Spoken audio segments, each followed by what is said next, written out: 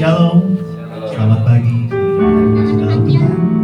Puji Tuhan kalau pada pagi hari ini kita boleh kembali beribadah, kita boleh kembali bersama-sama bersekutu dalam ibadah yang diberkati Tuhan pada pagi hari ini. Haleluya. Saya yakin semua, baik jemaat yang beribadah onsite dan jemaat yang beribadah secara online, semua dalam kondisi yang sehat-sehat, kondisi yang baik-baik saja dalam pemeliharaan Tuhan. Amin. Kita ambil waktu sejenak untuk bersaat teduh sejenak. Kita ucapkan syukur kita kepada Tuhan sebab Tuhan baik. Haleluya. Sebab Roh Kudus Engkau penolong kami. Sebab Roh Kudus Engkau yang selalu ada setia buat kami. Haleluya, haleluya. Terima kasih Tuhan. Terima kasih Roh Kudus. Terima kasih. Engkau begitu baik, Engkau begitu setia buat kami. Hingga kami boleh ada pagi hari ini. Semua karena cinta kasih-Mu. Semua karena pemeliharaan dari Engkau. Haleluya, haleluya. Berikan syukur-Mu bagi Dia. Katakan terima kasih Tuhan. Engkau baik Tuhan. Engkau baik Yesus. Roh Kudus, haleluya. Engkau menghibur kami.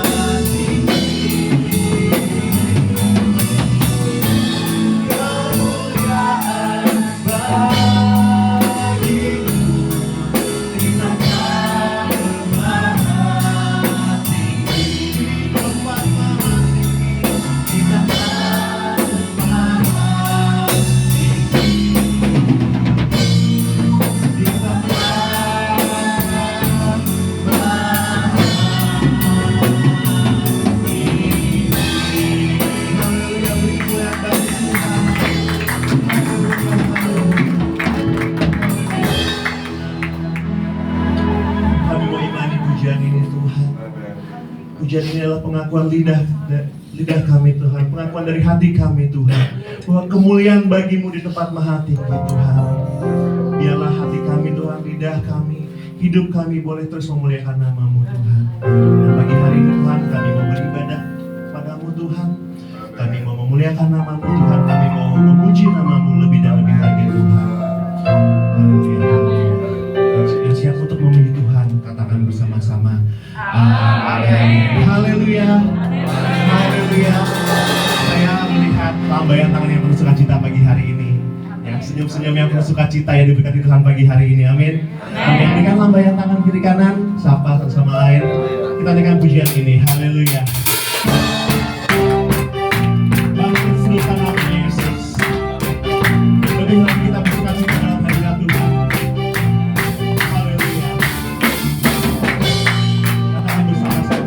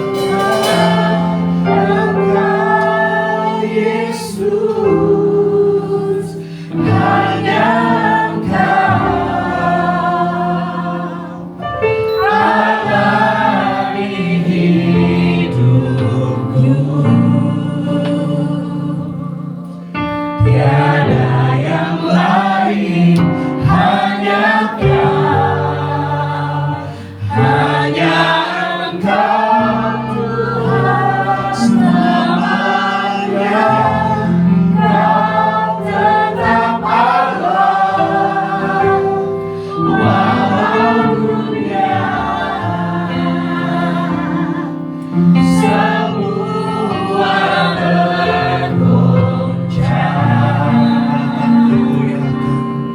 tak tergoyahkan, Kau tetap Allah, Kau tetap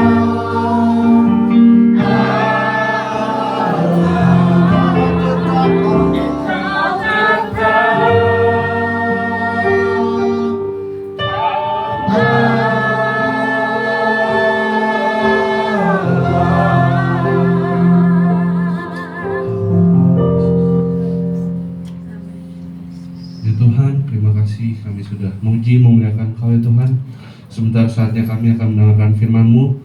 Kau tolong berkati hamba-Mu yang akan menyampaikan isi hati-Mu ya Tuhan, supaya kami bisa menerima itu, kami bisa lakukan firman-Mu dalam kehidupan kami sehari-hari ya Tuhan. Hanya di dalam nama Tuhan Yesus Kristus kami dapat berdoa dan ucap syukur. Haleluya. Amin. Teman bersama untuk duduk kembali.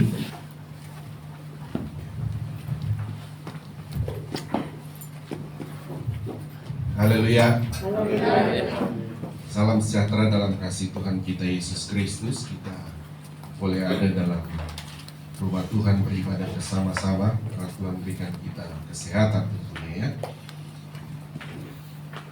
Ya saudara, kita langsung saja pada pembacaan firman Tuhan kita. Kita akan membaca firman Tuhan dalam 1 Yohanes pasal 4 ayat yang ke-8. 2 ayat saja dan lompat ke ayat 16 ya. Ini ayat minggu lalu kita sudah baca, tapi ini juga akan menjadi acuan untuk saya menjelaskan pada poin yang ketiga tentang jenis-jenis kasih. Ya, karena kita beberapa minggu ke depan ini akan bicara tentang topiknya itu kasih ya. Lalu saya sudah bicara tentang apa itu kasih dan definisi kasih ya. Saudara, kasih itu Allah dan definisinya adalah tindakan kasih itu tindakan kebenaran Allah kepada manusia dan tindakan kebenaran manusia pada Allah dan sesama. Nah, kita akan masuk pada poin berikut dalam tema ini, saudara, tentang mengenai jenis-jenis kasih. Jadi kita akan mengenal jenis-jenis kasih di dalam topik kasih ini, tapi kita mulai dulu pembacaan dalam 1 Yohanes 4 ayat 8. Mari jemaat Tuhan bangkit berdiri. Di lantai bawah juga bangkit berdiri. Ayat 8 lebih dulu, baru lompat ke ayat 16 ya. Bersama-sama saja ya. 1, 2, 3. Barang siapa tidak mengasihi, ia tidak mengenal Allah, sebab Allah adalah kasih. Ayat lompat ke 16. Kita telah mengenal dan telah percaya akan kasih Allah kepada kita. Allah adalah kasih, dan barang siapa tetap berada di dalam kasih, ia tetap berada di dalam Allah, dan Allah di dalam dia. Amin. Tuhan berkati, silakan duduk kembali. Ya, saudara, garis bawahi saudara di sana, Allah adalah kasih. Ada dua dalam ayat 8 dan ayat 16, saudara menekankan dalam kedua ayat ini tentang Allah adalah kasih. Minggu lalu kita sudah berbicara tentang ayat ini sedikit. Namun saya akan menjelaskan pada poin ini, saudara, pada pagi hari ini mengenai jenis-jenis kasih. Saya mencatat ada 6 mungkin jenis-jenis kasih akan kita pelajari ya. Ya betul, 6. Kita mulai, saudara, dari kasih yang pertama yang kita mengenal, saudara, tentang jenis kasih namanya kasih Trinitarian. Kasih Trinitarian ini maksudnya adalah, saudara, kasih yang dimiliki oleh Allah itu dalam pribadi Bapa, Anak, Roh Kudus. Makanya saya bilang Trinitarian. Jadi ada 3 ya. Atau kita bisa bilang kasih Tritunggal. Nah, supaya saudara paham begini ya. kasih itu, saudara, kasih itu tanpa ada objek. Siapa yang saudara dan saya mau kasihi, itu tidak akan disebut kasih. Jadi begini, saudara. Kalau saya sendiri saja, lalu mungkin sempat saya jelas. Kalau saya sendiri di sini, tidak ada saudara, pokoknya tidak ada orang lain. Jadi tidak ada objek kasih saya. Jadi itu tidak akan disebut kasih. Tidak bisa disebut kasih. Jadi kasih itu harus ada objeknya. Nah, jadi baru kita ketika ada objeknya, karena ingat definisi kasih adalah apa, saudara? Tindakan, kan begitu, saudara. Jadi pada waktu mau tindakannya kepada siapa kasih itu. Nah, kita balik kepada jenis kasih pertama, kasih Tritunggal ini atau Trinitarian. Ingat begini, saudara. Pada mulanya Kejadian pasal 1 ayat 1, coba muncul Kejadian 1 ayat 1. Kejadian 1 ayat 1 hanya berkata pada mulanya Allah. Ya, sebut sama-sama saya. Pada mulanya Allah. 1, 2, 3. Pada mulanya Allah. Ulang sekali lagi. Pada mulanya Allah menciptakan langit dan bumi. Oke, kita mulai. Jadi pada mulanya siapa, saudara? Allah. Jadi belum ada ciptaan ya, saudara. Belum ada ciptaan. Jadi pada mulanya Allah. Itu memahami ayat ini. Jadi pada mulanya Allah, dan informasi dari 1 Yohanes pasal 4 tadi ayat 6 ya, dan 1 Yohanes pasal 4 ayat 16 tadi, Allah adalah kasih, kan begitu, saudara. Jadi pada mulanya Allah itu, saudara, adalah kasih. Nah, kita lihat, saudara, kepada siapa Allah mau mengasihi kalau belum ada ciptaan, kan begitu, saudara. Belum ada ciptaan, jadi Allah mau mengasihi siapa? Begitu. Karena kasih itu adalah tindakan, kebenaran. Jadi, saudara, kita lihat dari kasih yang kita sedang bahas, jenis kasih Trinitarian ini adalah kasih Bapa terhadap anak, anak terhadap Roh Kudus, atau Roh Kudus kepada Bapa. Jadi ketiga ini saling mengasihi. Bisa paham, saudara ya? Jadi pada mulanya, setelah saudara ada Kejadian 1, tetap taruh ayatnya terus, jangan dihilangin, enggak apa-apa. Jadi sebelum ada ciptaan, ketiga pribadi ini, saudara, ingat ya, kita tidak memiliki tiga Allah. Allah itu satu, Tuhan itu satu, tapi memiliki tiga pribadi ya, saudara. Ingat, lalu saya sudah bahas Allah itu roh, pribadinya roh, tidak sama dengan kita. Oke, saya balik lagi. Pada mulanya, saudara, kasih Trinitarian ini hanya mengasihi ketiga ini. Jadi Bapa objeknya Roh Kudus, Bapa objeknya anak, anak objeknya kasih juga ini adalah Bapa dan Roh Kudus. Roh Kudus juga objek kasihnya adalah Bapa dan anak atau Yesus. Jadi pada mulanya kasih itu sudah ada. Tetapi kasih itu disebut kasih kalau ada objek. Makanya, saudara, banyak sekarang, saudara, ya, di dalam tubuh gereja disebut gereja. Itu di gereja saja kan terbagi-bagi orang, saudara, memahami tentang Tuhan. Dan tentu Tuhan yang benar adalah apa yang dikatakan Alkitab. 3 pribadi tunggal dalam kemahakuasaan, atau hakikatnya adalah Tuhan. Saya pernah katakan ada namanya Pentakostalisme, saudara, bukan Pantekosta. Makanya kita menyebutnya Pantekosta, bukan Pentakosta. Itu aliran, saudara, aliran. Dia mempercayai Tuhan itu hanya satu pribadi. Tuhan itu satu dan pribadinya satu. Sehingga saudara akan mengalami sangat kontra dengan Alkitab yang sedang kita baca. Kalau kita bicara jenis kasih ini, saudara, kalau pribadinya hanya satu, dan pada mulanya Allah, dan Allah itu kasih, sebelum ada ciptaan, kepada siapa, kalau itu hanya pribadi Bapa sananya ya, kepada siapa dia mau mengasihi? Dia tidak bisa, saudara, tidak akan pernah disebut kasih, karena kasih itu sudah kekal dari mulanya, daripada mulanya. Jadi sudah jelas, tentu seperti saya bilang tadi, saudara, aliran ini disebut juga bagi gereja itu adalah aliran yang salah atau sesat. Makanya hati-hati juga ya, jemaat Tuhan kita sekarang diberi leluasa menikmati informasi melalui elektronik. Saudara ketik Google apa saja, dan aplikasi-aplikasi apa saja menyediakan, saudara mau masak apa saja, tanya itu, dia bisa jawab semua, kan begitu, saudara. Nah, tetapi saudara bicara tentang Alkitab, saudara, saya juga sebagai gembala sidang mengimbau saudara hati-hati juga. Jangan dikira saudara semua pengkhotbah di media medsos itu saudara mereka memiliki doktrin yang benar. Banyak sekali yang tidak benar. Bagi saudara, banyak yang tidak benar. Jadi juga hati-hati. Tapi minimal kalau saudara memiliki doktrin ini, saudara khususnya tentang Tritunggal, saudara saudara tidak boleh tergoyahkan lagi, begitu saudara, tidak boleh tergoyahkan. Ya, saya balik dulu saudara. Jadi pada mulanya adalah kasih itu, dan di mana dikatakan pada mulanya Kejadian 1 berkata adalah Allah. Nah, itu kasih Trinitarian. Setelah saudara baru ada ciptaan saudara, kasih ini meluas kepada ciptaan. Ya, dia baru mulai mengasihi kepada apa yang diciptakan. Oke. Itu kasih Trinitarian saudara tentang kepada Bapa, Anak, Roh Kudus. Saya minta dulu Kejadian 1 tetap ayat 26. Minta dulu Kejadian 1 ayat 26 ya. Karena sedikit saudara mau tidak mau harus memahami tentang pribadi Allah ini adalah ada 3 pribadi. Ayat 26. Ya, mari kita baca ya. Bersama-sama di lantai bawah juga ikut membaca ya. 1, 2, 3.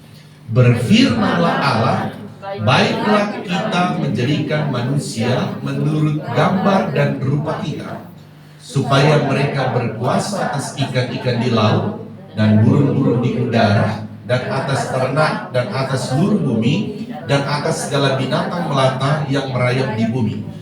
Perhatikan, Allah berkata, baiklah kita menjadikan rupa manusia menurut gambar dan rupa kita. Kita tunggal atau jamak? Jamak ya sudah. Ya, ini yang saya bilang, berbicara tentang kita itu adalah menunjuk pada pribadi Allah. Jadi pribadi Allah adalah kita.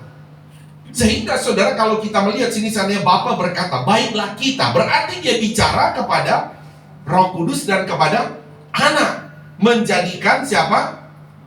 Manusia menurut gambar dan rupa kita juga dibilang. Ya. Jadi Allah sendiri memperkenalkan pribadinya itu adalah jamak. Ada 3 pribadi begitu, tapi tunggal dalam kemahakuasaan. Ayat berikut lagi saudara. Kejadian 11. 3 dulu ayat 22. Kejadian 3 ayat 22. Mari kita baca ayat 22 Kejadian 3.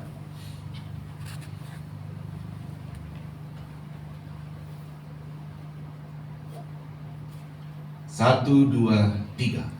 Berfirmanlah Tuhan Allah, sesungguhnya manusia itu telah menjadi seperti salah satu dari apa? Perhatikan, berfirmanlah Tuhan Allah. Nah, nanti dia mesti ada penjelasan Tuhan Allah, ya kan? Allah itu jadi kalau penulisan dalam kan Alkitab kita ingat ya, ditulis dalam ya 3 bahasa lah, tapi garis besarnya saudara hafal harus 2. Ibrani, ada Aramik, ada juga bahasa Yunani. Kalau perjanjian baru bahasa Yunani, perjanjian lama sebagian paling besarnya adalah bahasa Ibrani, sedikit Aramik. Nah begini, ini Ibrani penulisannya. Jadi Ibrani itu penulisnya Tuhan itu, tulisannya kalau bahasa di Ibrani-nya Yahweh. Baru Allah itu Elohim. Ya, jadi Tuhan itu tunggalnya saudara, tunggalnya. Elohimnya itu jamaknya. Makanya kalau tadi pada mulanya Elohim sebetulnya menciptakan. Jadi pribadinya 3 pribadi. Makanya Kejadian 1 ayat 26, baiklah kita. Jadi dia sudah memperkenalkan tentang kejamakan dia. Nah di sini saudara mulai lihat jelas sekali. Ulang baca lagi saudara, 1, 2, 3. Berfirmanlah Tuhan Allah, sesungguhnya manusia itu telah menjadi seperti salah satu dari kita. Jadi manusia itu telah menjadi salah satu dari kita. Coba saya pikir, ketiga pribadi ini manusia telah menjadi sama seperti salah satu dari kita. Bapa adalah roh, Anak adalah roh, pribadi Roh Kudus adalah roh. Di antara ini kira-kira saudara, kalau kita kan ada daging kan begitu saudara, kita tidak roh. Tapi coba saudara pikir, kira-kira kita itu telah menjadi seperti salah satu dari ketiga pribadi ini kepada pribadi siapa? Hah? Yesus. Karena kita persis sekali sudah seperti Yesus, manusia. Jadi di sini pun sudah Allah sebetulnya secara implisit sudah memperkenalkan kepada manusia melalui firman-Nya bahwa ada salah satu pribadi di situ yang mirip manusia. Karena kalau kita mirip Bapa, mirip Roh Kudus, dalam konteks dia Allah adalah Roh, nggak bisa sama. Karena kita berdaging, dia itu Roh. Iya kan saudara? Sama malaikat aja kita udah nggak sama saudara, karena malaikat itu Roh, apalagi Allah. Tetapi ada pribadi di sana saudara yang salah satu dari kita yang mengenakan manusia itu, yaitu manusia Yesus Kristus. Amin saudara ya. Oke, sampai di situ. Jadi saya memperkenalkan tentang pribadi Allah saudara, yang dimana saya menarik di sana, saudara menarik dari mulai kasih Trinitarian supaya saudara memahami, oh, kasih itu adalah satu tindakan kebenaran. Jadi kalau pada mulanya Allah sebelum ada ciptaan, kepada siapa Allah itu melakukan tindakan kasih?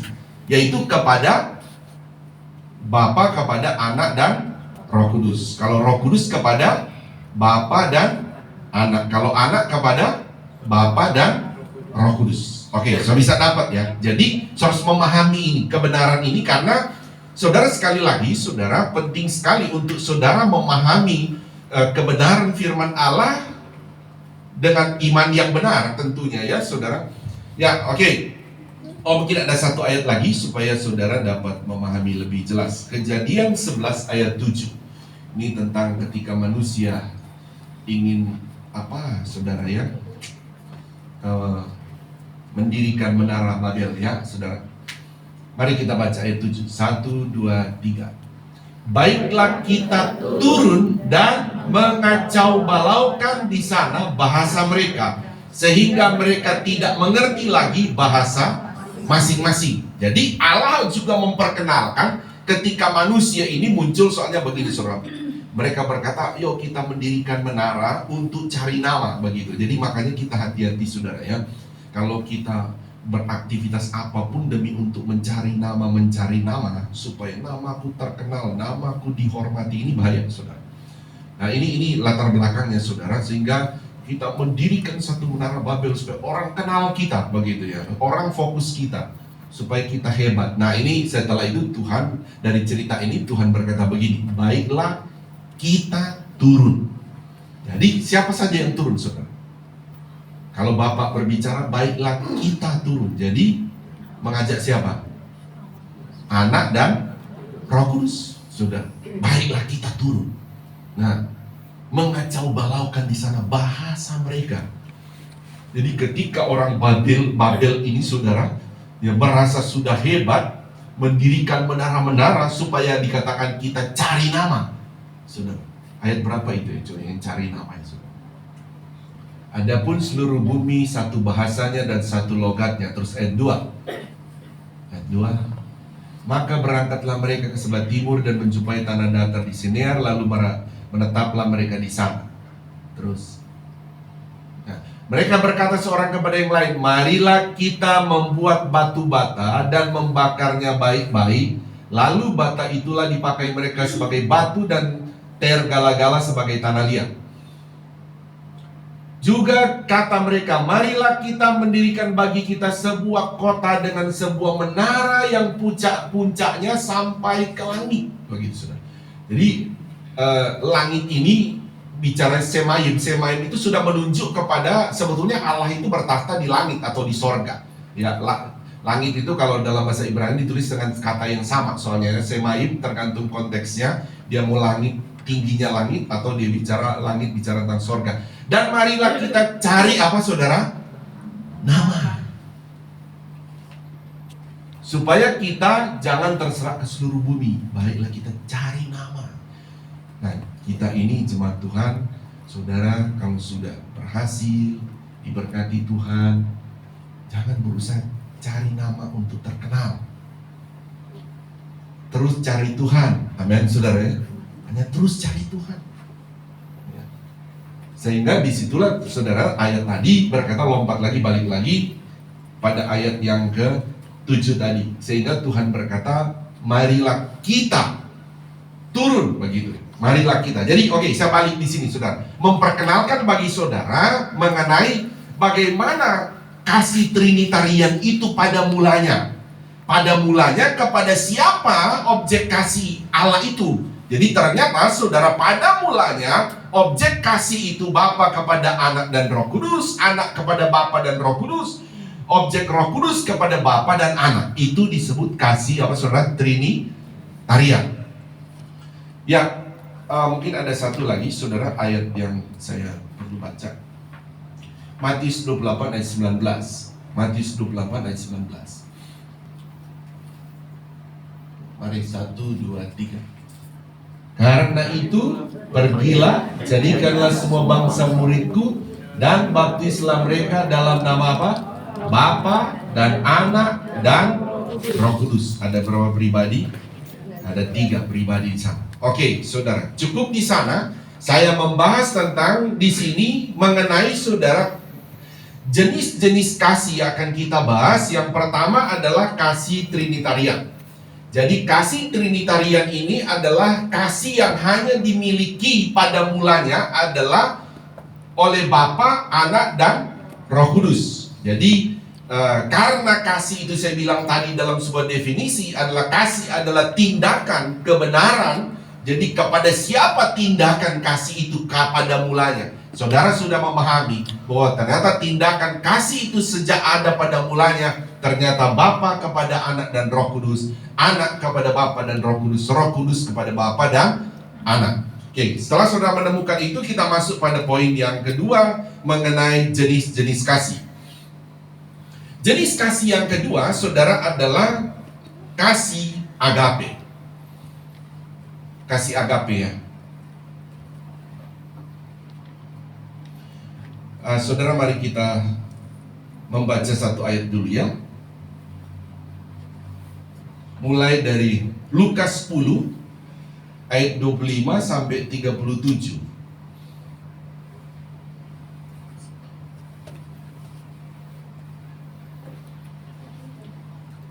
Sebenarnya kasih agape itu mulai dari saudara Yohanes 3:16, tapi lalu kita sudah baca itu karena begitu besar kasih Allah akan dunia ini.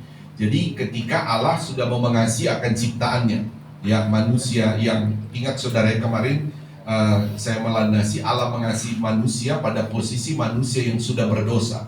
Ya, jadi Allah mengasihi, jadi dari pihak Allah, pribadi Bapa, Anak, Roh Kudus untuk mengasihi manusia. Di mana kasih agape ini adalah kasih tanpa syarat, dan kasih juga agape ini adalah kasih yang apa saudara? Tanpa batas, saudara. Nah, tapi saya mengambil ayat di sini langsung kepada orang yang mempraktekkan kasih agape. Ya. Nanti saya akan menjelaskan, tapi baca dulu, saudara. Baca dulu. Yang pertama kasih apa, saudara? Kita belajar tadi jenis kasih apa? Trinitarian. Yang kedua tentang kasih agape ya. Ya, kasih agape. Nah, kasih agape itu sebenarnya ini adalah kasih Allah kepada manusia, tetapi manusia itu, saudara, ada kasih agape, dia bisa mempraktekkan itu. Tapi ini standarnya tinggi sekali. Tinggi sekali kasih ini, saudara. Nanti saya jelaskan. Tapi bukan berarti kita tidak mampu melakukan. Seharusnya melakukan. Tapi sekali lagi standarnya tinggi sekali kasih agape. Dan semua orang ada kasih agape.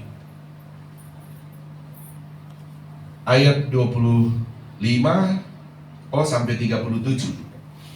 Ayat-ayat ini. Mari jemaat Tuhan bangkit berdiri untuk kali ini. Bangkit berdiri di lantai bawah, bangkit berdiri juga di lantai bawah. Bergantian membacanya ya. Saya ayat yang ganjil, saudara yang genap. Pada suatu kali berdirilah seorang ahli Taurat untuk mencoba Yesus, katanya, "Guru, apa yang harus kuperbuat untuk memperoleh hidup yang kekal?" Jawab Yesus padanya, "Apa yang tertulis dalam hukum Taurat? Apa yang kau baca di sana?" Jawab orang itu, "Kasihilah Tuhan Allahmu dengan segenap hatimu dan dengan segenap jiwamu dan dengan segenap kekuatanmu, dan dengan segenap akal budimu. Dan kasihilah sesamamu manusia seperti dirimu sendiri. Kata Yesus padanya, jawabmu itu benar. Perbuatlah demikian, maka kau akan hidup. Tetapi untuk membenarkan dirinya, orang itu berkata kepada Yesus, "Dan siapakah sesamaku manusia?" Jawab Yesus, ada seorang yang turun dari Yerusalem ke Yeriko. Ia jatuh ke tangannya menyambung yang bukan saja rambutnya tetapi yang dia mempunyai yang sudah diikuti meninggalkan sama hati. Kebetulan ada seorang imam turun melalui jalan itu. Ia melihat orang itu, tetapi ia melewatinya dari seberang jalan. Demikian juga seorang lelaki dan tempat itu. Ketika ia melihat orang itu, ia melewatinya dari seberang jalan. Lalu datang seorang Samaria yang sedang dalam perjalanan ke tempat itu, dan ketika ia melihat orang itu, tergeraklah hatinya oleh belas kasihan. Ia pergi kepadanya lalu menaruh kepadanya. Sesudah ia menyiraminya dengan minyak dan anggur.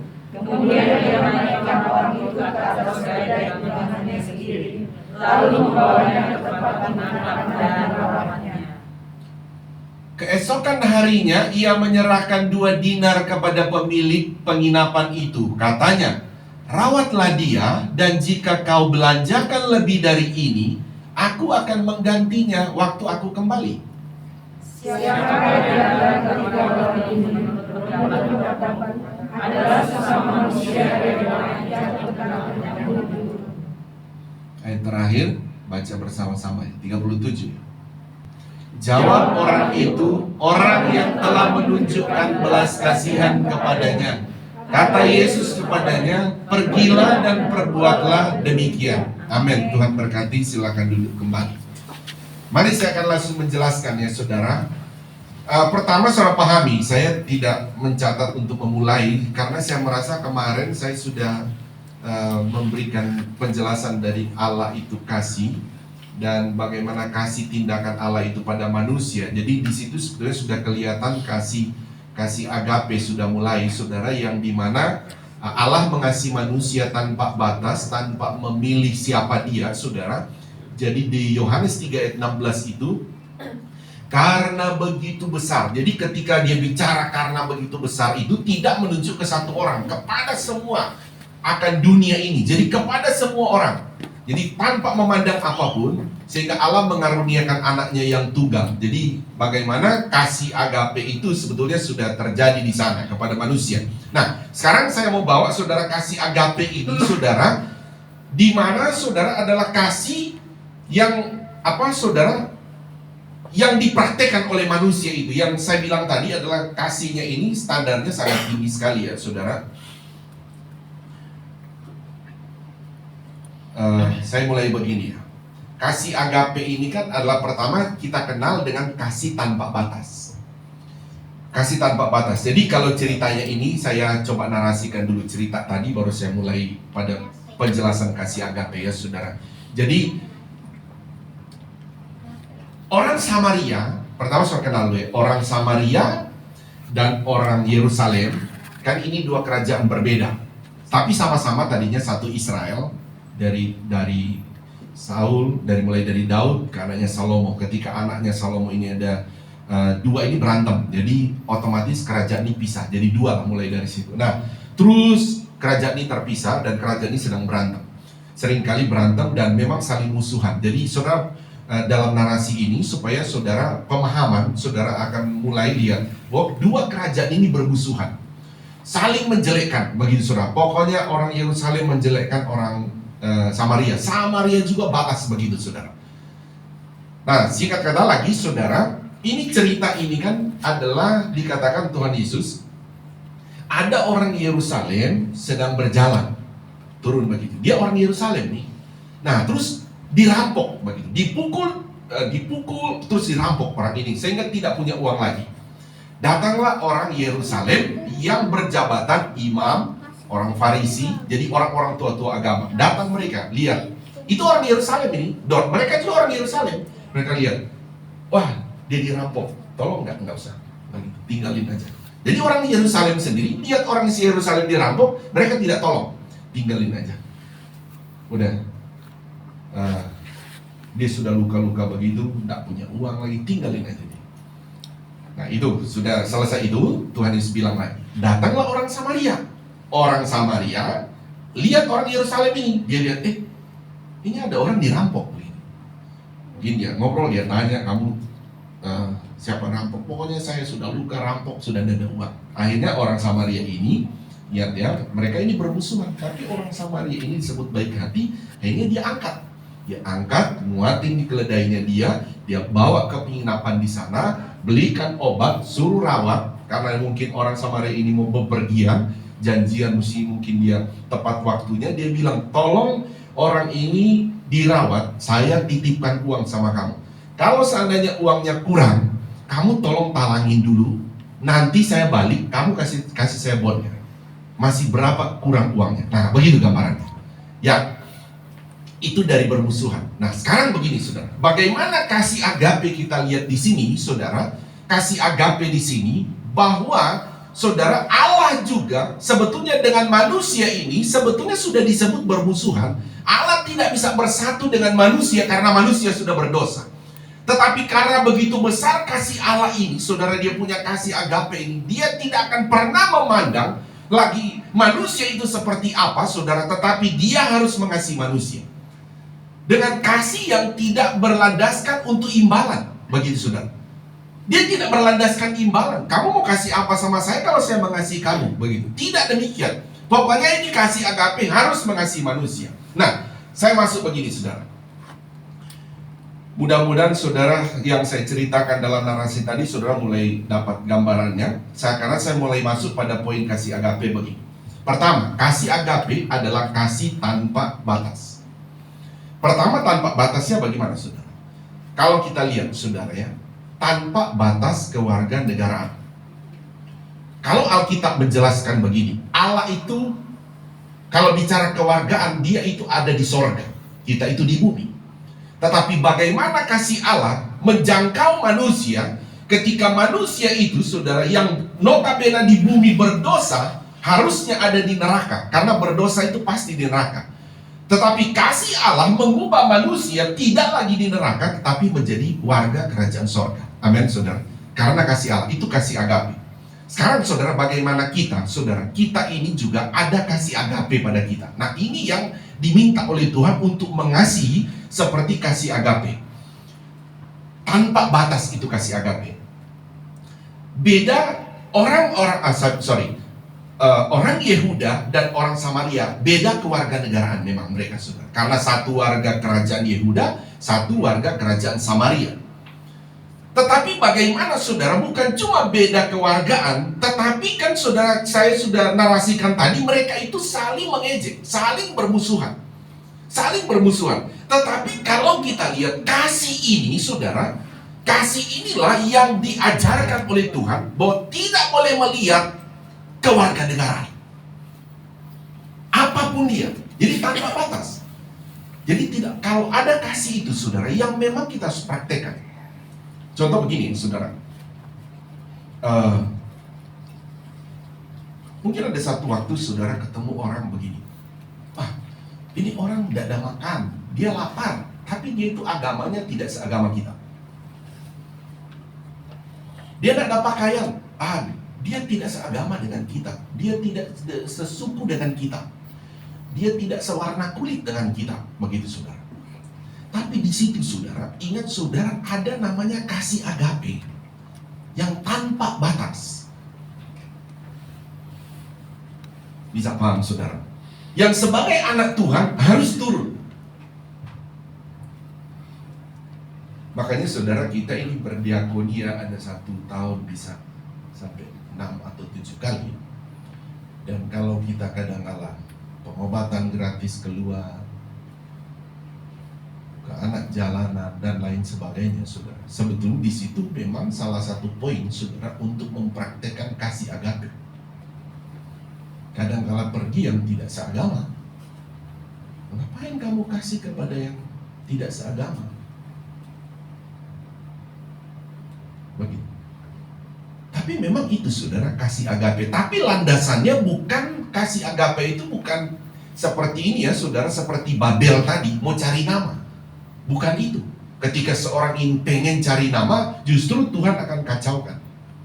Tapi kalau berdasarkan kasih agape, yang kita kenal kasih agape itu adalah kasih tanpa batas. Ya, tanpa batas tadi saya bilang tadi saudara, bahwa mau apapun, bagaimana tadi orang Samaria itu dia adalah kerajaan Samaria, tetapi Tuhan Yesus memberi contoh kepada para murid-murid yang memberitahu, lihatlah kasih agape yang dipraktekkan justru oleh orang Samaria. Yesus itu secara manusia saudara, kewarganegaraan dia itu adalah Yehuda. Dia itu Yehuda. Tapi bagaimana saudara, Tuhan Yesus mau perlihatkan kepada mereka. Tetapi ingat ya, Tuhan Yesus sebelumnya telah mempraktekkan juga saudara, dia telah mempraktekkan bagaimana pada waktu dia mengasihi juga orang Samaria. Pada waktu di Yohanes pasal 4, ada orang Samaria, perempuan sedang menimba air, bahkan dia itu perempuan Samaria dan dia juga disebut orang berdosa. Tapi Tuhan Yesus datang ke sana dan murid-muridnya kaget. Kenapa kamu datang ke Samaria? Bahkan kamu mau menolong dia. Terus orang Samaria itu pun, perempuan ini berkata begini, kenapa kamu meminta air kepada saya? Itu bukannya najis bagi kalian. Kami pun kalau minta sesuatu najis bagi kami. Jadi dua-dua ini saling bilang najis. Tetapi justru di situ Tuhan menjangkau dia. Jadi sebetulnya Tuhan sedang mempraktekkan kasih agape tanpa batas. Tapi Tuhan punya tujuan, akhirnya menyelamatkan orang itu. Nah makanya kasih agape sebetulnya di dalamnya itu tidak hanya sebatas itu loh saudara, oh saya kasih makan begitu. Tapi sebetulnya di dalam kita ada juga muatan kasih, yang dimana kasih agape itulah kasih juga yang menyelamatkan. Kasih yang menyelamatkan. Makanya kita saudara melakukan kasih agape tidak boleh juga takut mengakui kita ini orang Kristen, kita ini pengikut Kristus. Tidak boleh juga kita takut mengakui bahwa saya melakukan ini karena perintah Tuhan saya. Adapun nanti kalau kamu ditolak, tidak diterima, ya memang resiko. Haleluya saudara, resiko. Seperti Yesus mempraktekkan kepada perempuan Samaria. Dia bilang memang dia Mesias, dia akan datang itu. Jadi bukan berarti dia menutupi jati diri tentang imannya begitu saudara. Dia perkenalkan, adapun perempuan ini mau tolak, ya sudah. Yang penting saya lakukan kasih agape, tapi saya memberitahu jati diri saya ini.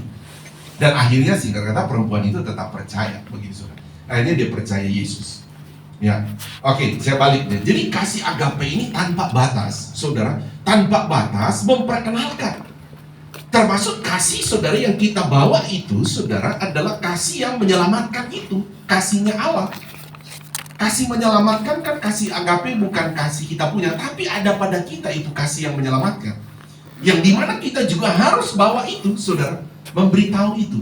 Jadi tidak boleh, oh ini beda suku dengan saya, biarin aja. Nggak boleh, saudara. Ya. Selanjutnya lagi, saudara, kasih agape itu kasih tanpa batas.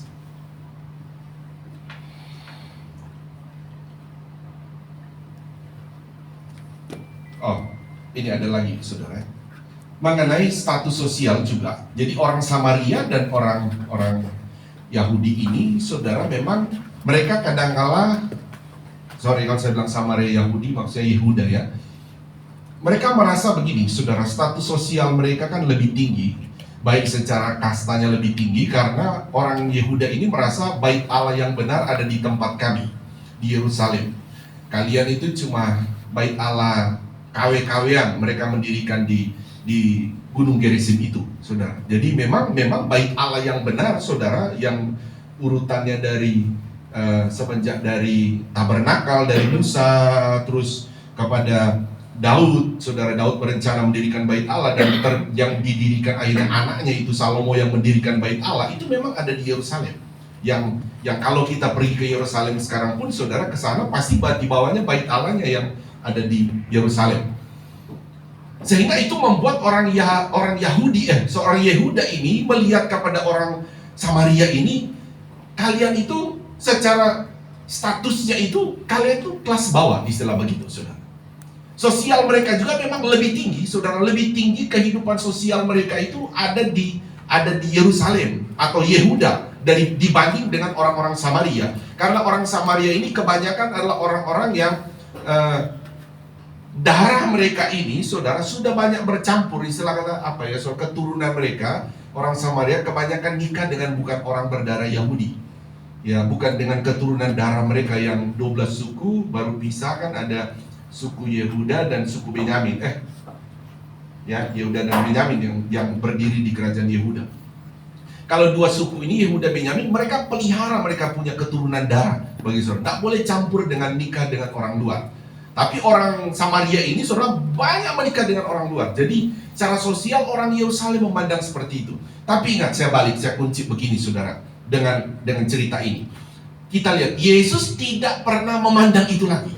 Apapun latar belakangmu, katanya, Dia akan menjangkaunya dengan kasih agape. Jadi tidak lagi mengenal tentang sosial kamu seperti apa. Jadi itulah namanya kasih agape tanpa batas. Ya. Oke, lanjut. Kasih agape, saudara, ya berikut ya. Pertama, ingat ya, kasih agape itu kasih tanpa batas. Juga kasih agape itu, saudara, adalah kasih tanpa syarat. Masih kasih agape kita, saudara, ya. Kasih agape itu kasih tanpa syarat. Begini, saudara. Kasih tanpa syarat itu, saya coba ambil ayat dulu. Ayat 6. Lukas 6 muncul ayat 27 ya. Jadi begini. Jadi kasih tanpa syarat ini saya mengacu lagi ya, sekalipun saya akan ambil ayat di di ayat berapa tadi? Lukas 6 ya. Tapi saya akan ambil cerita mulai dari narasi tadi, saudara, mengenai orang Yehuda dan orang Samaria. Saya bilang tadi mereka ini saling bermusuhan sebetulnya. Saling bermusuhan. Tapi kita akan melihat, saudara, bagaimana, saudara, pesan sebetulnya Tuhan Yesus dalam cerita itu. Kasih agape itu kasih tanpa syarat. Bukan dalam arti begini, kami itu bermusuhan. Itu dibangun oleh orang Yerusalem kan, pada waktu itu mereka melihat, imam-imam melihat, ahli Taurat melihat, ya mereka bangun itu. Sudahlah, orang ini juga seperti ini begitu. Tetapi saudara, bagaimana orang Samaria yang sebetulnya mempraktekkan kasih agape itu, dia tahu kita ini bermusuhan. Saya tahu kita bermusuhan, tetapi kasih agape ini dia praktekin. Contoh begini, saya mau kasih tahu gini. Inilah, bukan sekarang, tapi saudara dari anak-anak, saudara pernah mengalami nggak, saudara? Pernah ada musuh, bukan sekarang, tapi dulu anak-anak, pernah nggak, saudara? Pernah ya? Sementara saudara bermusuhan, terus saudara lihat dia, karena kita masih anak-anak ya, kita kesel banget, dia musuh sama dia. Terus tahu-tahu sudah lihat yang saudara musuhin, dia kesandung jatuh di got. Saudara mau bilang apa? Kira-kira nih waktu itu, saudara bilang apa? Rasain. Ya jujur aja ya, rasain, syukur. Iya benar, saudara. Baru tahu rasa kamu, kapok kamu. Tapi kan ini Yesus ceritakan tidak kan? Musuhnya orang Samaria kan orang Yerusalem. Tapi ketika dirampok, saudara, bagaimana Tuhan Yesus berpesan? Dia praktekkan kasih agape. Justru dia menolong, kasihin uang lagi. Nanti kalau kurang, saya kasih uang. Termasuk dia mau pulang, transportnya saya kasih. Coba saya bayangkan, sekarang seandainya kita begitu, ada kita, dia sudah gosipin kita, begini saudara. Tahu-tahu sudah lihat, napa ini dia lagi begini. Nah, terus saudara datang, ini saya kasih uang sama kamu, bawain makan. Nah, tapi itu harus dilakukan, saudara. Oke, saya masuk. Jadi kasih agape itu kita membahas pertama kasih tanpa batas, kedua kasih tanpa syarat. Jadi kasih tanpa syarat itu termasuk, saudara, ini tadi sedang bermusuhan. Saya bawa begini. Ketika manusia berdosa, manusia itu jadi musuhnya Allah. Saya percaya itu Alkitab yang bilang manusia sudah menjadi musuhnya Allah. Itu kata Alkitab. Tapi bagaimana, saudara, kasih agape Allah ini, saudara, dalam Yohanes 3:16, mengaruniakan anaknya yang tunggal bukan cuma datang lahir loh, saudara. Itu belum selesai. Belum selesai. Cara bagaimana mau mengasihi Tuhan itu sebetulnya, cara Tuhan mengasihi dengan cara menyelamatkan kan adalah datang harus disalib. Bagaimana dia harus dipukul, dicambuk, berdarah-darah. Bukan cuma di situ, harus gantung di atas kayu salib. Baru bisa beres. Baru dapat itu kasih yang sempurna. Jadi dia harus berkorban, baru bisa tercapai itu, saudara. Tentang kasih agape itu, baru sempurna. Makanya kasih itu kan, saudara, dalam tanda kutip kan saya bilang tadi, itu tindakan. Jadi kalau kita kan kasih itu kan ada yang begini kan, saudara, ada namanya simpati dan empati, gitu ya, saudara. Kalau simpati itu gimana, saudara? Kalau dia lihat orang tadi, ada orang tadi, oh kasihan, gitu ya. Simpati ya, kasihan ya, kasihan. Itu simpati. Kalau empati, jadi kalau saya bilang tadi, orang-orang Yerusalem tadi yang melihat, oh tadi cuma bilang, oh kasihan, simpati. Tapi kalau orang Samaria, dia empati. Dia kasihan dan dia tolong. Nah itu kan, saudara. Dia kasihan, dia tolong. Itu empati. Saya baca dulu ayatnya. Saya belum baca ayatnya.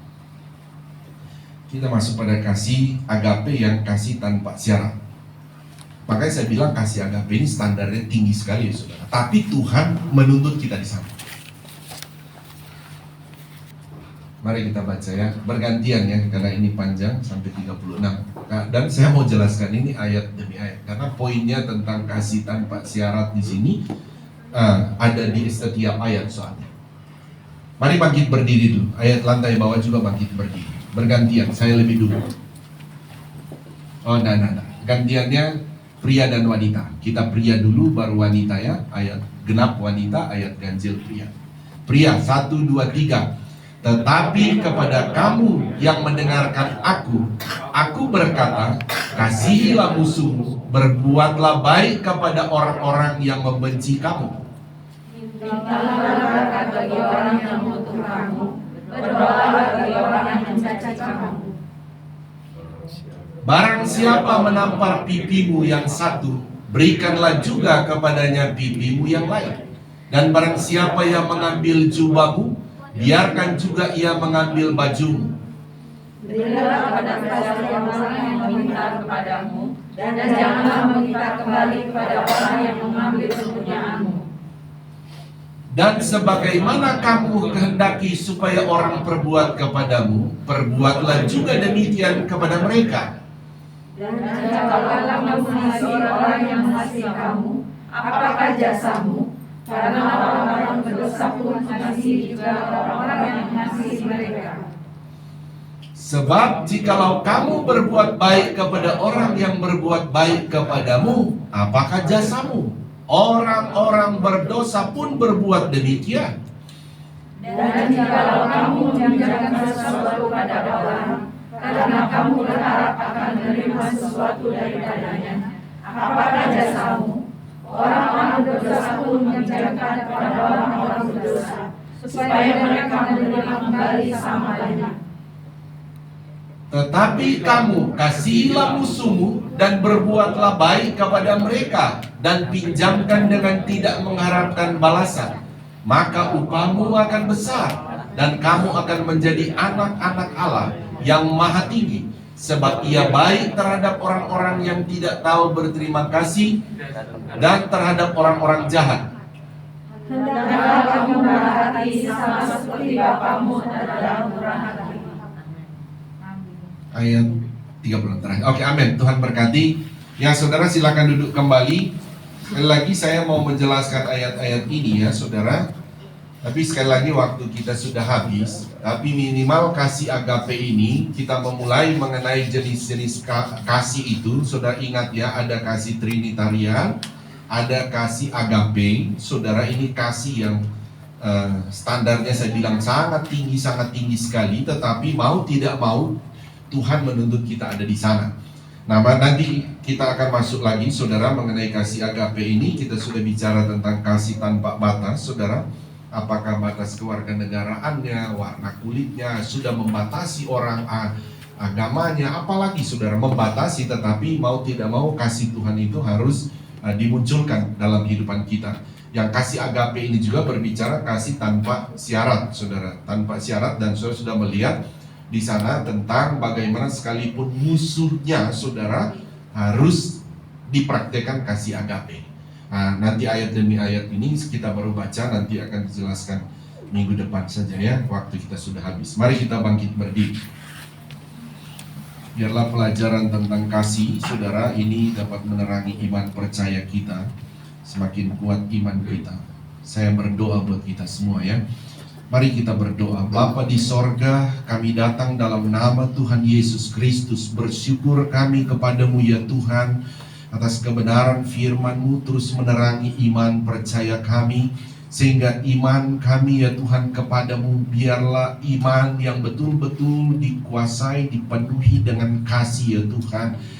Terlebih kasih agape yang saat ini sedang kami pelajari. Roh Kudus, kami percaya Engkaulah yang akan memampukan kami untuk mempraktekkan tentang kasih agape itu. Terima kasih Tuhan, kami bersyukur kepadamu. Demikian hamba berdoa kepada setiap kami yang ada saat ini ya Tuhan. Kebenaran firman-Mu menguatkan terus iman percaya kami. Kalau ada di antara kami yang lemah, Tuhan kuatkan dia. Kalau ada yang sakit, Tuhan sembuhkan dia Tuhan. Kalau ada yang tertutup jalan, kami berdoa Tuhan bukakan jalan. Ada yang sedang menghadapi persoalan dalam usaha, pekerjaannya, bisnisnya, keuangannya, pendidikannya, Tuhan Engkaulah sumber jawaban, sumber pertolongan bagi kami di dalam nama Tuhan Yesus. Terima kasih Tuhan, kami bersyukur kepadamu. Sekali lagi biarlah kebenaran firman-Mu memenuhi iman percaya kami. Dalam nama Tuhan Yesus Kristus kami berdoa. Haleluya. Semua yang percaya berkata amin. Tepuk tangan, beri kemuliaan kepada Tuhan.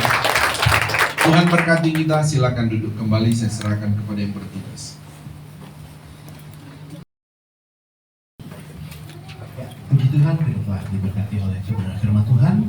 Dan juga kami mengucapkan terima kasih atas pelayanan Bapak Gembala, atas pelayanan firman. Tuhan Yesus memberkati pelayanan Bapak dan keluarga.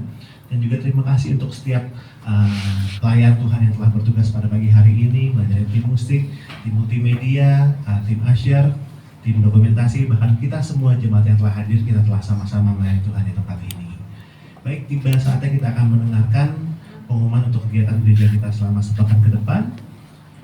Bagi jemaat yang mau melakukan persembahan, memberikan persembahan secara transfer, ya persembahan yang pertama yaitu persembahan operasional dapat ditransfer ke rekening BCA 128-145-5872 atas nama Bapak Didi Chandra Dinata. Dan bagi jemaat yang mau memberikan persembahan kedua, yaitu untuk pembelian rokok kedua, yang mau memberikan secara transfer, bisa ditransfer ke rekening BCA Digital 0002617261639 diawali dengan kode bank 501 atas nama Bapak Aditya Sumiran. Kemudian bagi jemaat yang mau memberikan persembahan persepuluhan dapat ditransfer ke rekening BCA 7400516574 atas nama Bapak Yace Manore. Dan bagi jemaat yang sudah mentransfer, diharapkan untuk menghubungi Bapak atau Ibu Gembala untuk didoakan setelahnya. Ya. Dan bagi jemaat yang mau memberikan persembahan sekolah minggu dapat ditransfer ke rekening BCA 572542670 atas nama Ibu Ida Agustin Supriyatna. Kemudian kita akan memasuki doa puasa mingguan. Mulai besok jemaat bisa memilih ya, ada puasa Esther, puasa Daud, puasa Adam, dan puasa Daniel. Kemudian hari Rabu akan diadakan ibadah komsel di kediaman keluarga Bapak Akyong di Pasar Minggu, hari Rabu jam 7.30 malam. Untuk teknis nanti keberangkatan, transportasi dan lain-lain nanti akan dikoordinasikan di grup WhatsApp. Kemudian hari Jumat ada ibadah gabungan yaitu Pelprip kaum pria ya, kemudian WSP dan kaum wanita di gereja secara onsite jam 7 malam ya hari Jumat. Jadi bagi kaum wanita, kaum pria, mari kita sama-sama ikut ibadah gabungan Pelprip dan WSP. Kemudian hari Sabtu ada doa pagi jam 7 sampai jam 8 pagi. Kemudian sorenya hari Sabtu ada ibadah remaja, pemuda dan remaja IMB jam 6.15. Jadi untuk kaum muda yang masih remaja, ayo kita ikut sama-sama di ibadah IMB ini. Kemudian kembali lagi di ibadah hari Minggu, ibadah raya yang pertama jam 8, ibadah raya yang kedua jam 5 sore, kemudian jam 10 paginya ada ibadah anak-anak. Ya, kemudian ada pengumuman tambahan bahwa renovasi untuk gereja akan dimulai besok ya, tepat besok tanggal 13 Maret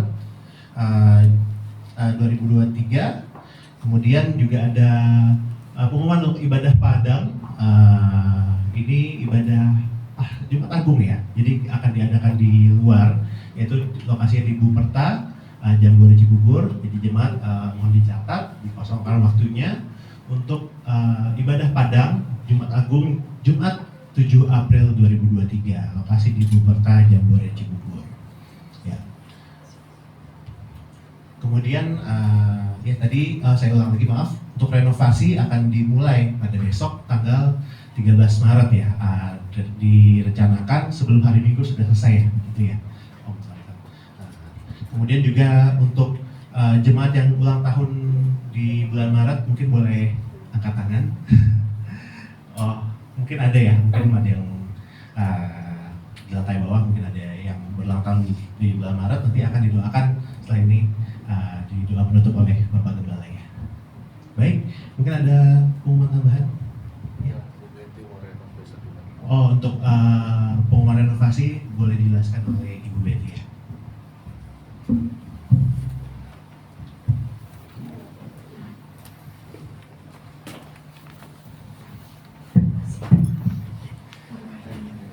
Shalom saudaraku yang terkasih. Terima kasih untuk kesempatan yang diberikan. Saya mau menjelaskan aja ya. Sebenarnya tadi sama saudara Yoyo sudah dijelaskan, tetapi untuk realnya kita mulai renovasi. Renovasi ini plafon ya, plafon dan depan. Ini biaya dan multi. Biayanya ini kemarin dihitung sekitar 56 juta kalau nggak salah ya, Pak Joya. Renovasi dan plafon dan multi. Nah, ya multimedia itu sekitar 50 juta lebih ya. Nah kami maksudnya akan memberikan amplop seandainya ada yang tergerak untuk renovasi ini, boleh ambil amplop itu. Kemudian saya ingin bersaksi sebentar Om, boleh? Saudara, tadi di ayat di Lukas 10 ayat 27 itu adalah ayat yang punya pengalaman dengan diri saya, saudara. Ketika tahun 1997 kami mengalami masalah keuangan. Saat itu emang ini ya, semua pengusaha mengalami masalah seperti itu. Pemerintahan Soeharto dilengsarkan, ekonomi pun sangat kacau, saudaraku. Saya dan suami saya usahanya begitu banyak utang karena barang semua naik, yang beli pun berkurang, saudara. Saya itu kami dikejar-kejar orang. Ketika orang datang, suami saya sembunyi di kolong meja karena tidak bisa bayar utang, saudara. Siapa yang datang, saya bilang, saya terus terang saya nggak bisa bayar. Ambil aja barang yang ada di toko ya, dagangan. Tapi pada saat itu, saudaraku, di tempat saya ibadah, di tempat saya lama dulu saya di tempat ini, kami sedang renovasi gereja. Bapak Gembala hubungi saya, Dad, nanti kita akan peletakan meletakkan batu pertama akan bangun gereja, saudaraku. Secara manusia, saya sakit, saya kecewa, saya kesal dengan Bapak Gembala almarhum. Dalam hati saya, aduh Om gak tahu Betty ini lagi kejar-kejar utang. Om gak tahu utang Betty itu, aduh, suami aja sampai sembunyi, saudaraku. Tapi saya dikuatkan oleh firman Tuhan ini, Lukas 10 ayat 27. Kasihlah Tuhan Allahmu dengan segenap hatimu, dengan segenap jiwa dan akal budimu. Saya tidak bisa memberikan apa-apa kepada Tuhan. Waktu itu saya punya uang 1 juta. 1 juta. Om bilang, Bet, nanti Natal kita akan meletakkan batu pertama. Om undang 6 hamba Tuhan. Jadi nanti kasih bingkisan ya, saudara. Saya menangis. Saya punya uang 1 juta. Belum lagi saya mesti jamu mereka. Karena Natal biasa kita prasmanan. Saya sudah beli beras, saya sudah persiapkan. Tapi saya tidak persiapkan yang lain, karena itu kemampuan saya. Saya berdoa kepada Tuhan, Tuhan tahu. Saya sudah tidak punya apa-apa. Uang saya punya cuma 1 juta dan tidak bisa dipakai bayar utang. Karena utangnya sangat banyak. Saya berdoa, Tuhan, kalau Tuhan kehendaki ini, saya akan berikan, saudara. Dengan iman, uang 1 juta itu saya berikan untuk pekerjaan Tuhan, untuk hamba-hamba Tuhan. Karena waktu itu 1 juta itu lumayan besar, saudara. Saya dari iman, saya percaya sama Tuhan. Saya mau menyerahkan semuanya kepada Tuhan. Saya mau mengasihi Tuhan. Saya ingin melakukan kebenaran firman Tuhan ini. Saya ingin mengasihi Tuhan dengan segenap hati saya, dengan segenap jiwa saya, dengan segenap akal budi saya. Akal saya terbatas, saudaraku, tapi saya mau menyerahkan kepada Tuhan. Tapi bukan hanya di situ. Setelah itu, setelah peletakan batu pertama, sudah mulai berjalan pembangunan, saudara.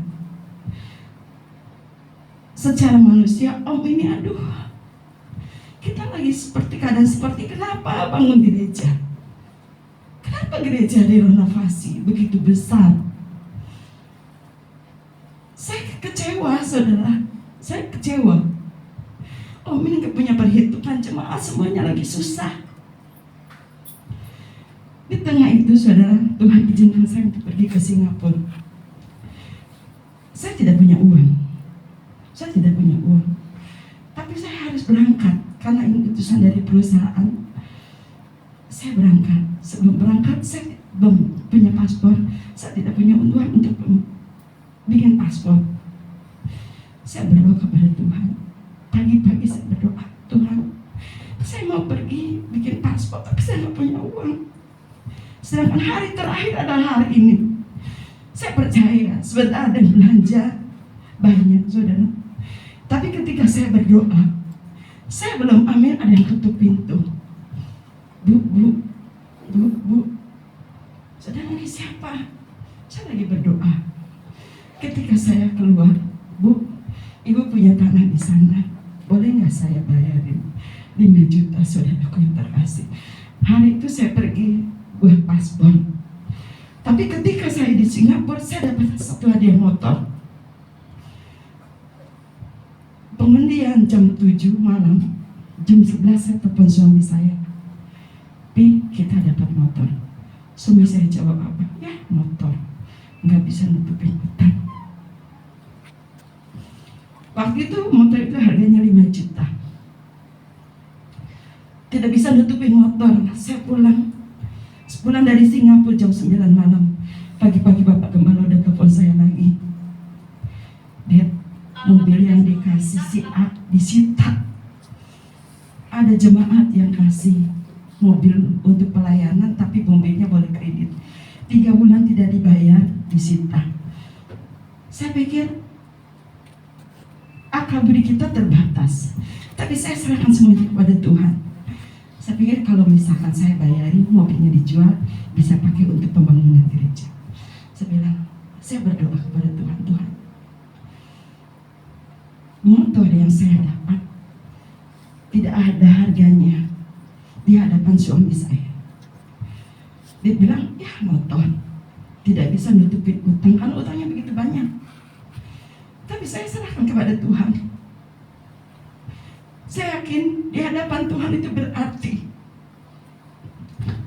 Saya telepon Bapak Gembala, Om, kemarin saya dapat motor. Sekarang mobil itu tebusin aja, 3 bulan itu 3.900.000. Berarti ada uang. Kalau uang motor itu diuangkan mungkin 5 juta. Bisa bayar itu. Saudaraku yang terkasih, tanpa saya bilang sama suami, saya serahkan itu semuanya ke gereja. Tuhan itu begitu luar biasa. Saya menyaksikan kesaksian ini saat ini bukan berarti saya meminta jemaat itu untuk korban seperti apa yang saya lakukan, tetapi berdoa kepada Tuhan apa yang Tuhan kehendaki dalam hidup kita.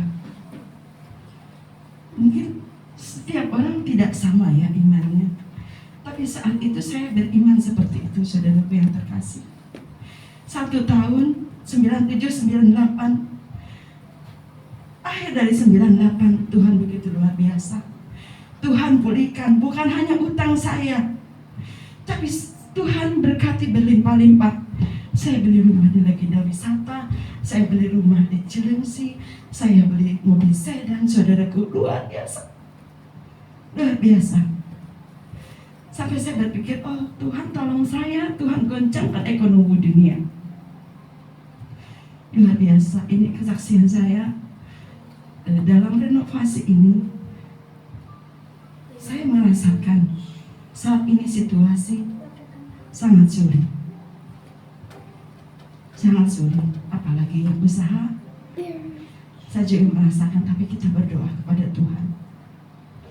Karena ini adalah rumah Tuhan, kita belajar untuk mengasihi Tuhan dengan segenap hati, dengan segenap jiwa, dengan segenap akal budi kita. Itu aja. Nanti dari akhir ibadah ini ada disediakan amplop oleh Bapak Ajeng, ya Pak Ajeng. Nanti yang tergerak ingin membantu renovasi ini boleh silakan ambil. Itu aja kesaksian dari saya dan pengumuman dari saya. Saya kembalikan kepada. Terima kasih Bu Betty untuk pengumuman dan kesaksiannya. Mungkin ada pengumuman tambahan?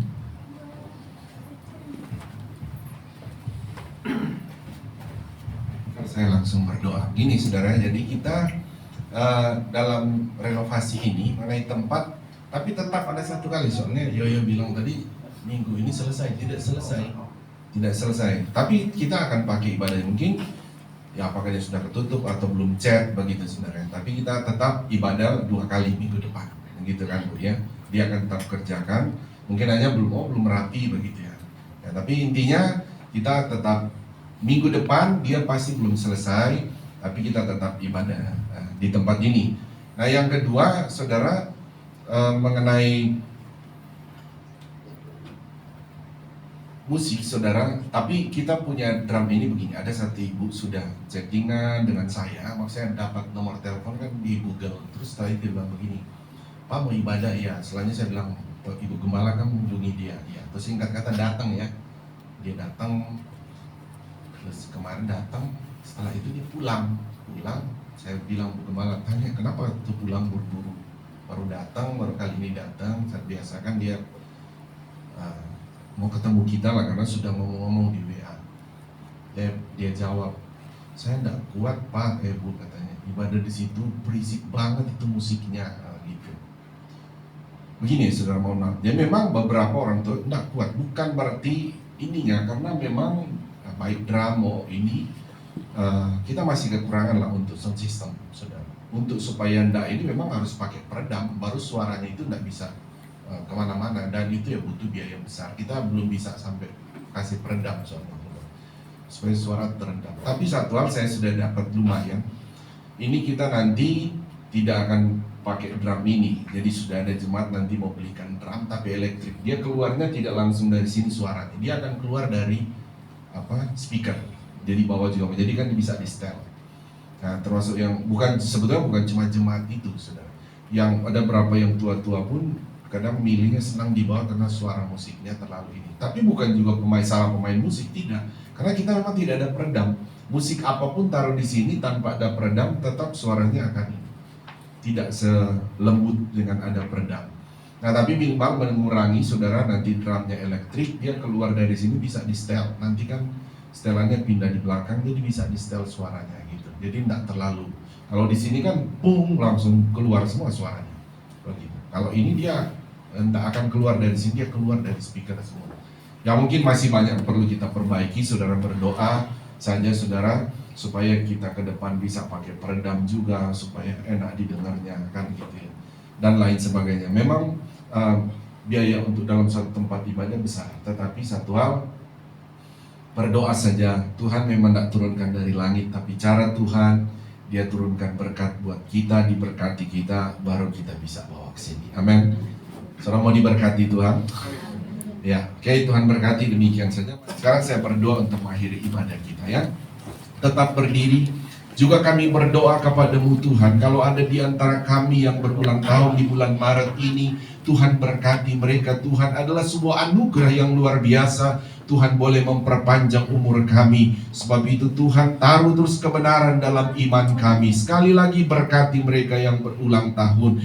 Demikian hamba berdoa Tuhan, sebentar kami umat-umat-Mu akan kembali ke rumah kami masing-masing. Sepanjang minggu ini kami akan beraktivitas. Hamba berdoa kepadamu Roh Kudus, aktivitas apapun yang akan kami kerjakan sepanjang minggu, marilah Engkau urapi kami, taruh kuasa-Mu, dan Engkau buat kami berhasil. Engkau buat kami beruntung apa yang kami kerjakan ya Tuhan. Terima kasih, demikian kami akan merenovasi gereja-Mu di tempat ini. Tuhan mendahului semuanya, sehingga pekerjaan demi pekerjaan berjalan dalam kendali Tuhan. Segala kebutuhan keperluan kami percaya Engkau mengizinkan kami merenovasinya. Juga kami percaya Tuhan mengadakan apa yang kami perlukan dalam renovasi ini. Terpujilah nama-Mu, kami bersyukur kepadamu Tuhan. Di akhir ibadah ini sekali lagi hamba berdoa Tuhan, semua jenis pergumulan kami umat-umat-Mu di tempat ini, mereka Tuhan tidak dapat sebutkan satu persatu, tapi Engkau Allah Maha Tahu. Hamba menyerahkan ke dalam tangan-Mu Tuhan semua pergumulan umat-Mu di tempat ini. Tuhan menolongnya, Tuhan memberkatinya, Tuhan membelanya. Terima kasih, kami bersyukur untuk ibadah ini, dan kami mau akhiri ibadah ini, kami mau terima berkat daripada-Mu. Mari angkat kedua belah tangan kita. Inilah kami anak-anak-Mu ya Bapa di sorga, mengangkat tangan kami kepadamu adalah terus pengakuan iman kami bahwa keselamatan hanya ada di dalam nama Tuhan Yesus Kristus.